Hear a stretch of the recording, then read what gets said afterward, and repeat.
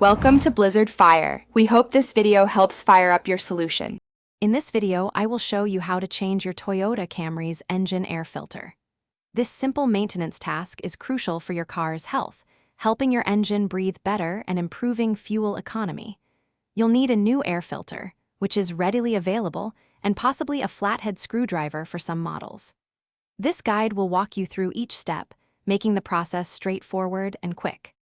First, locate the air filter housing under the hood of your Camry.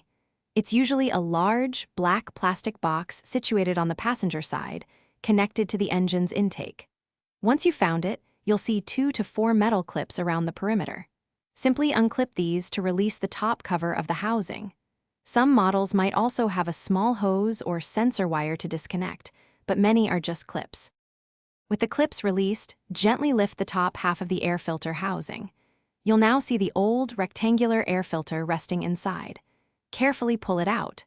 Take a moment to inspect the old filter. A clean filter is usually white or off-white, while a dirty one will appear dark gray or black, filled with leaves and dust. This visual check confirms it's time for a replacement. Now, take your brand new air filter and carefully place it into the housing. Make sure it sits flush and correctly within the compartment, with no gaps around the edges. Once the new filter is in place, lower the top half of the housing back down. Reattach all the metal clips, ensuring they are securely fastened.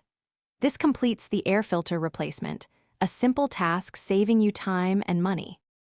Thanks for watching. If you found this helpful, don't forget to like and subscribe.